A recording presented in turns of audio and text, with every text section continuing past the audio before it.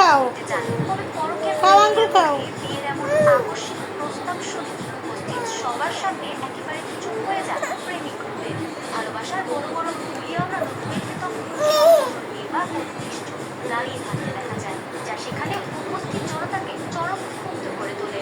মুহূর্তের মধ্যে এই লজ্জাজনক খবর চারদিকে ছড়িয়ে পড়লে পুরো এলাকায় তীব্র চাঞ্চল্যের সৃষ্টি হয় এবং উৎসুক জনতার উপচে পড়া ভিড় জমে।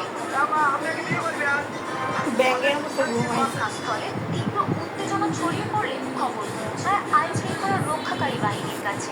খবর পেয়ে বেড়া সার্কেলের অতিরিক্ত পুলিশ সুপার লাবিবের নির্দেশে ঘটনাস্থলে পুলিশ পাঠানো হয়। তবে পুলিশ পৌঁছানোর আগে পরিস্থিতি সামাল দিতে স্থানীয় মাতব্বররা সালিশি বৈঠক বসান।